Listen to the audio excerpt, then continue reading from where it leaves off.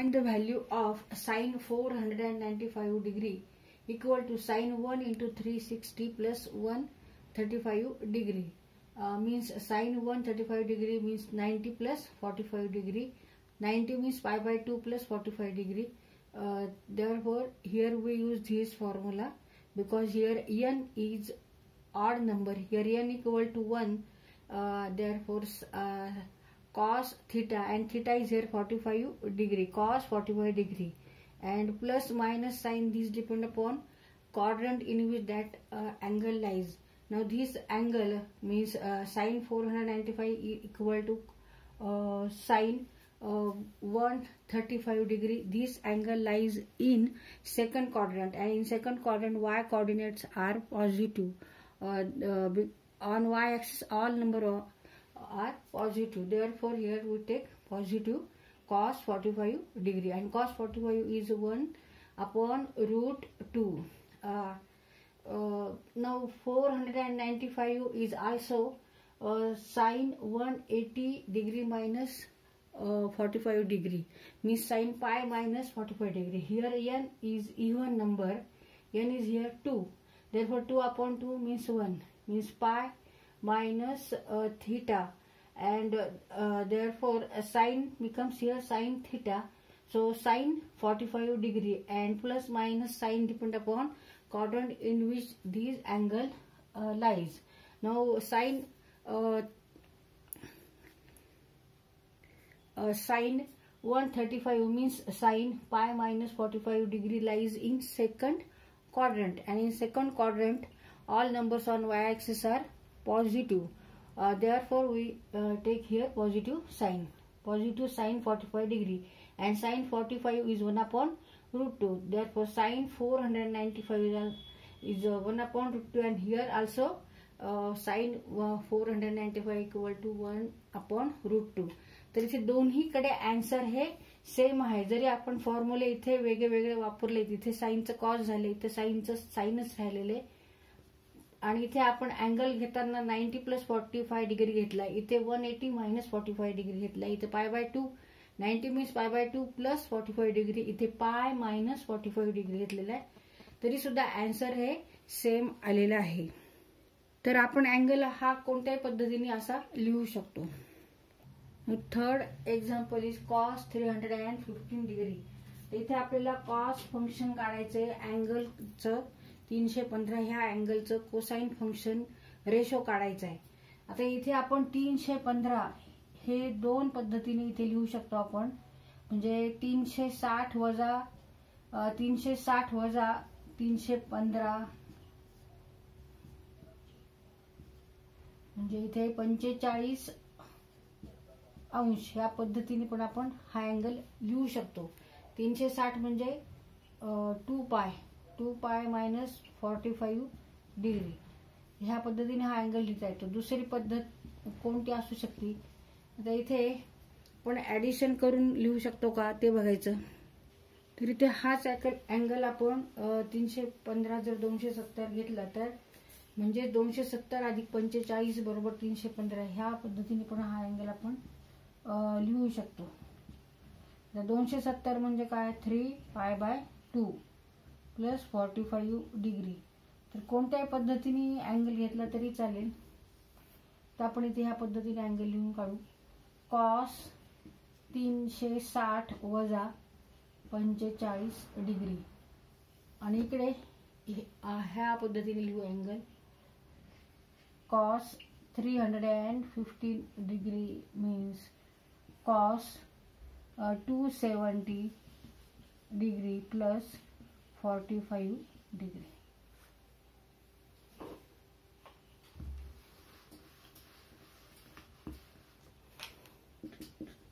cos 2 pi minus 45 degree, cos 3 पाय by 2 plus 45 degree.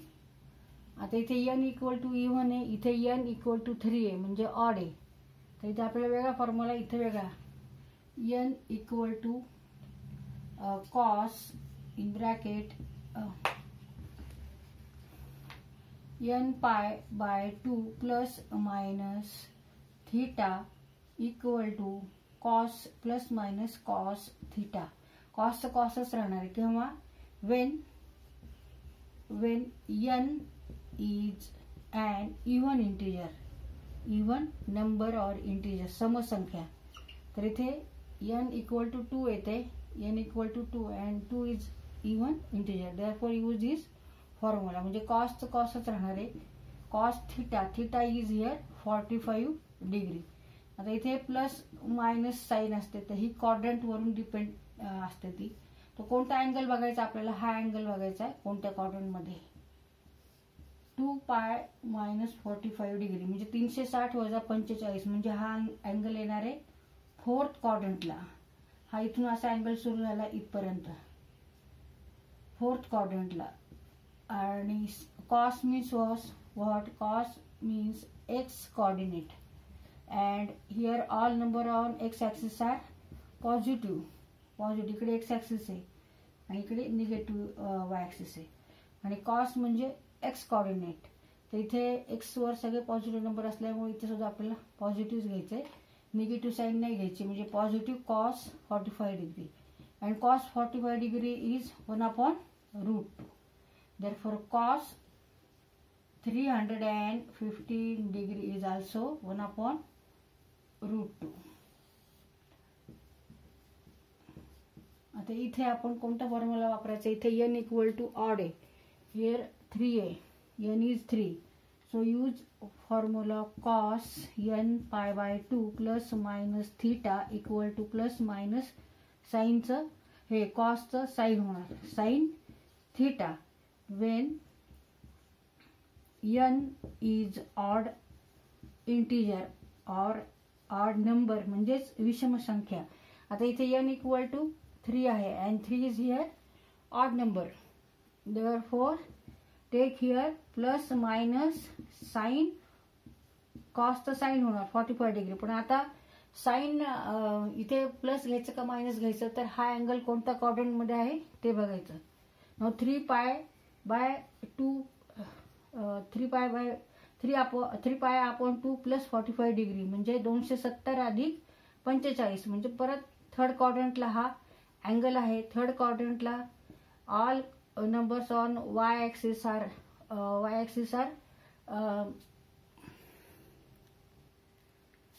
all numbers on x coordinates are positive and all numbers on y coordinate are here negative. But cos means what? Cos means x coordinate and all coordinates on x means all numbers on x axis are positive, therefore take here positive sign 45 degree means 1/√2. cos 350 degree equal to 1/√2.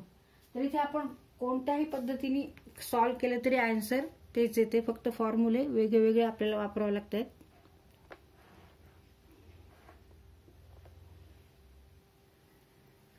Therefore cos 350 equal to 1/√2 and cos 315 equal to 1/√2. दोन्ही answer same आहेत.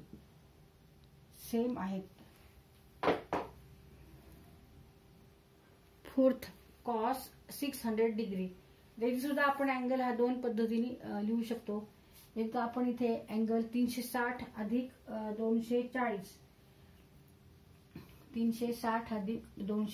इथे आपण त्याच्यातून वजा केले 360 240 आले किंवा 600 ला आपण 360 ने भाग दिला.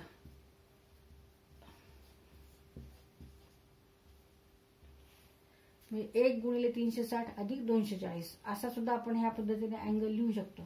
किंवा दुसरी पद्धत म्हणजे आता आपल्याला माहिती आहे की कोऑर्डिनेट सिस्टीमवर आपण अँगल जेव्हा मोजतो तेव्हा 0 to 90, 90 to 180, 180 to 270, 270 to 360 आणि 360 नंतर राऊंड हे परत रिपीट होतात. इथून हा एक पूर्ण राऊंड झाला, परत इथून रिपीट होतो. तर इथे आपण 720 म्हणजे 2 गुणिले 360 2 राऊंड नंतर आपण जर ह्या पद्धतीने घेतला तरी चालेल. 720 वजा आपण इथे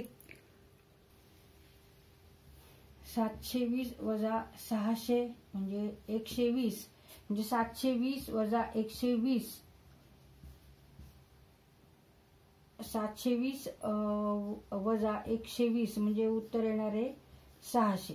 ह्या पद्धतीने जरी आपण हा अँगल लिहिला तरी चालेल. ह्या पद्धतीने जरी 720 वजा 120 ह्या पद्धतीने अँगल जरी लिहिला तरी चालतो. पण आपल्याला जे सोपं वाटलं ते आपण एकाच पद्धतीने गणित सोडवायचंय. तर इथे आपण आता 360 अधिक 240 घेणार आहोत. cos 360 degree plus 240 degree. Addition of this equal to 600 degree. आता इथे आपल्याला 360 घ्यायची गरज नाही, कारण 360 नंतर परत राऊंड हा रिपीट होतो कोऑर्डिनेट सिस्टीमवर. इथून इतकं 360 येतं आणि 360 नंतर परत हा 240 जर आपल्याला अँगल दाखवायचा असेल तर 90, इथे 180 आणि 180च्या पुढे 60 म्हणजे तो अँगल इथे येणार आहे. असा तो अँगल येणार आहे. म्हणजे हा एवढा पूर्ण अँगल 600 डिग्रीचा आहे.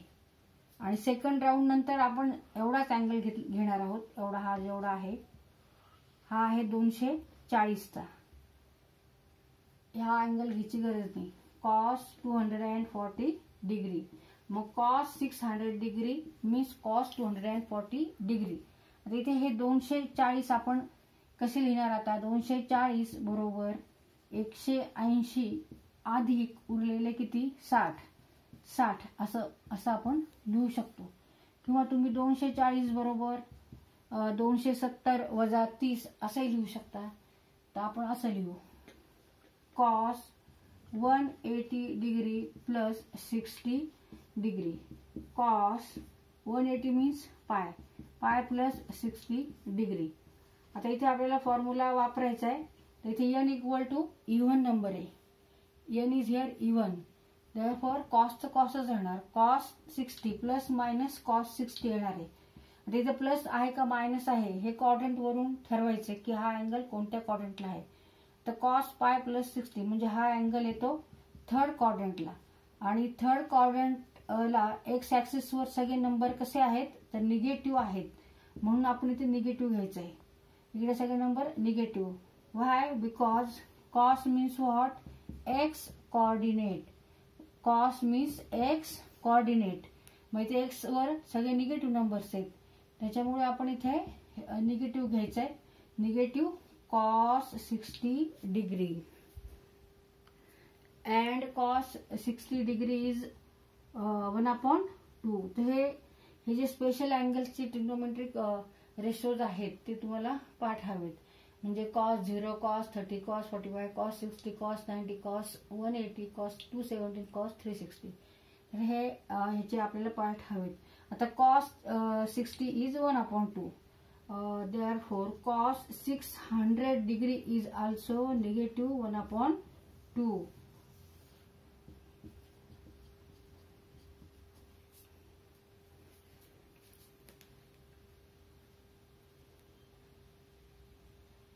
तर पाचवं गणित आहे tan 225. आता 225 आपण दोन पद्धतीने इथे असं लिहू शकतो. दोन किंवा अजून बऱ्याच हे लिहू शकतो आपण.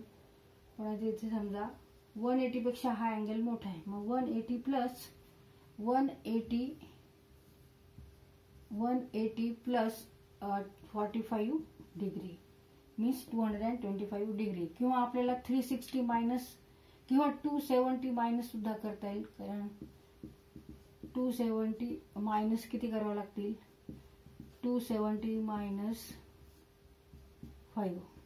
2 प्लस 1 3 4 म्हणजे 270 मायनस 45 डिग्री. ह्या पद्धतीने जरी हा अँगल लिहिला तरी चालेल, ह्या पद्धतीने लिहिला तरी चालेल. तर सोपं हे वाटतं आपल्याला हे लिहू. तर tan 180 डिग्री प्लस 45 डिग्री.